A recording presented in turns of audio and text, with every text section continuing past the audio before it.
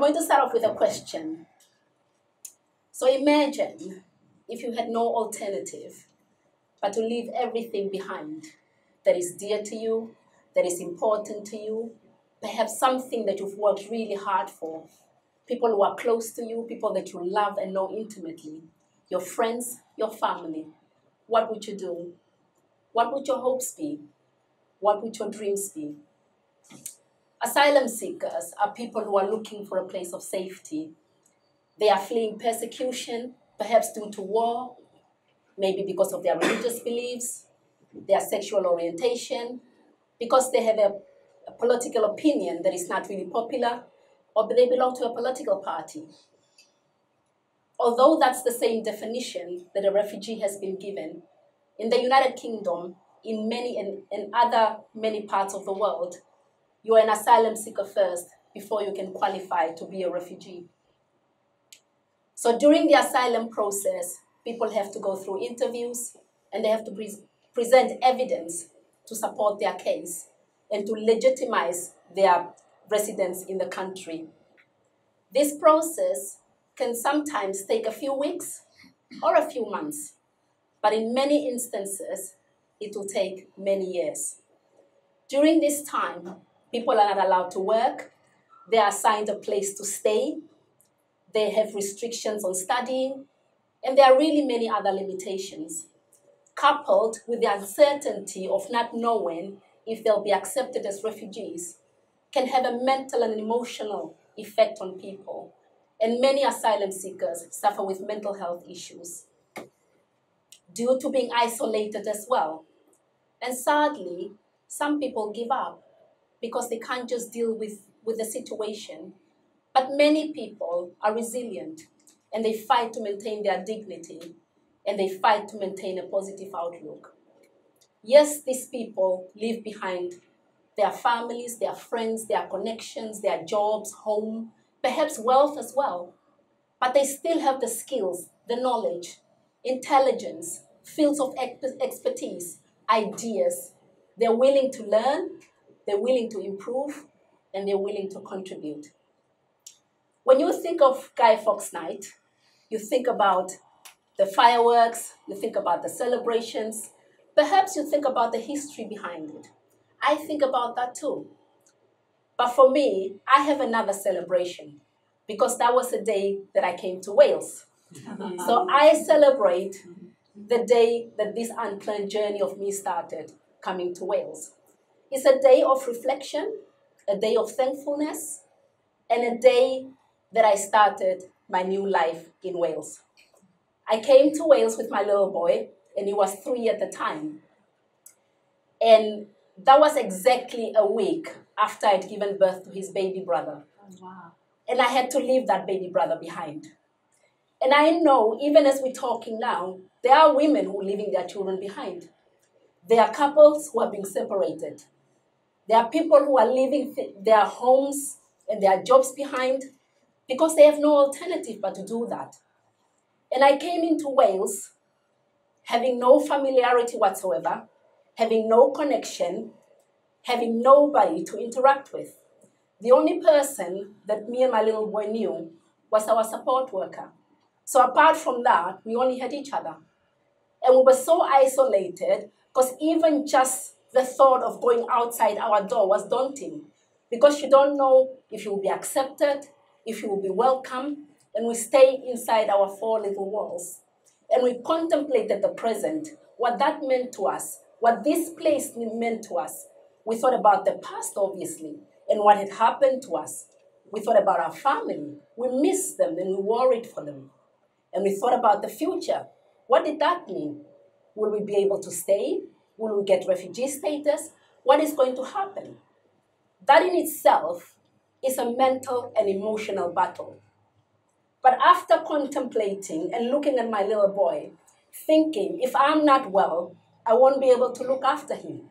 And if I can't look after him, then he's all alone. I decided and I gathered up courage and I started exploring my new neighborhood.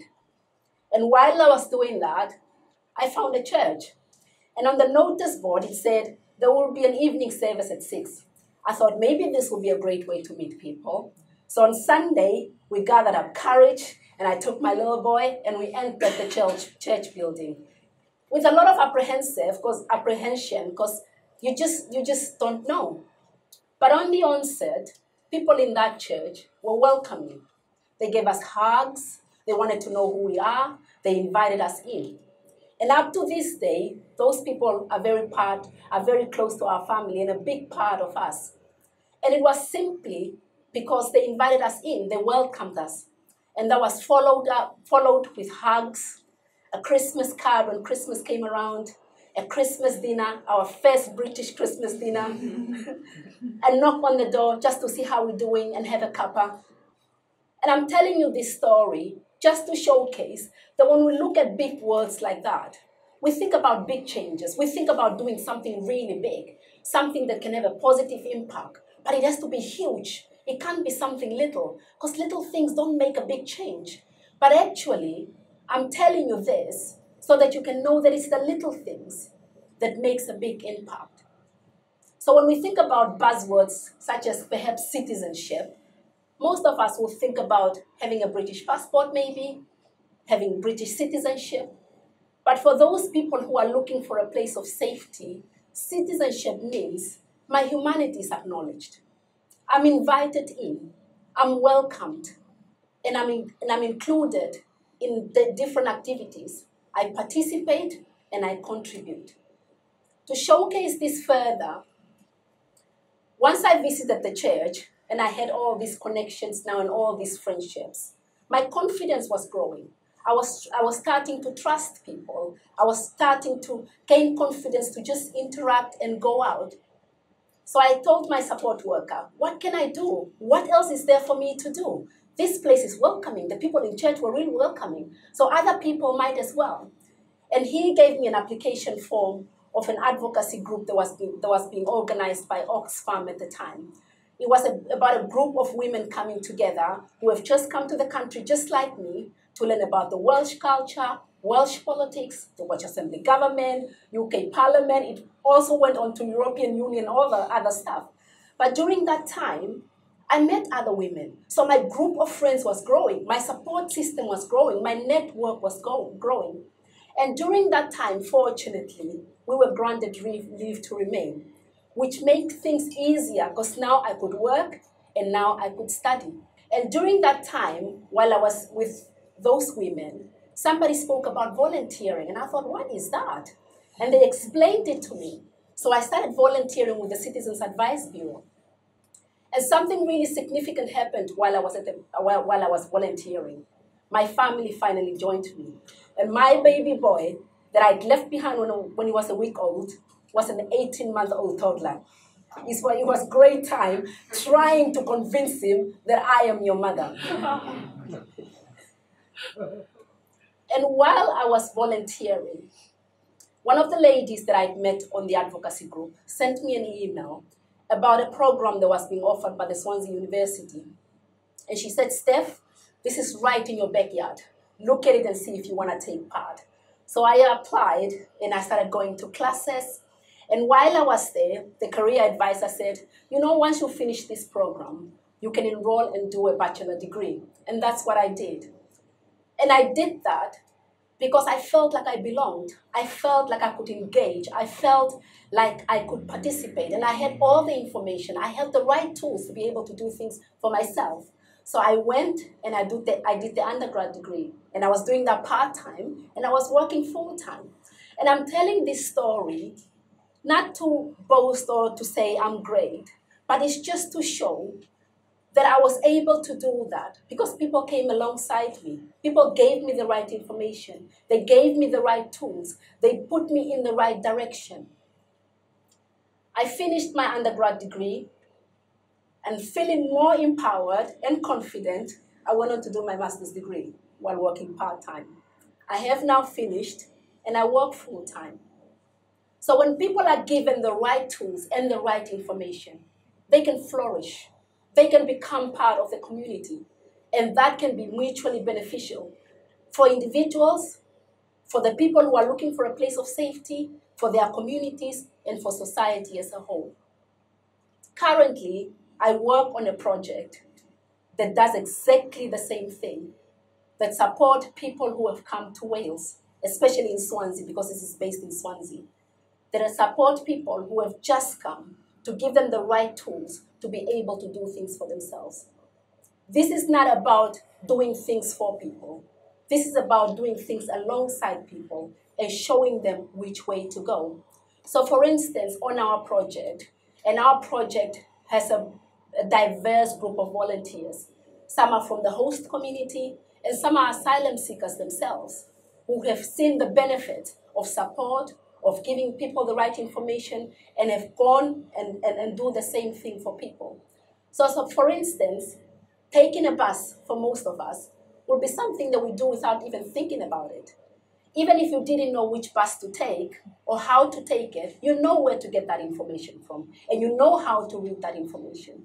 But for many people who come to Wales or who come to Swansea or Cardiff under the Home Office dispersal system, because it is a dispersal system, because it's a known choice-based system, you go where you're told to go. So for many people, just taking the bus is a daunting task. Might seem easy, but it's not. So our volunteers, say for instance, if somebody said they wanted to go to the library, they'll go with them to a bus station if there's one.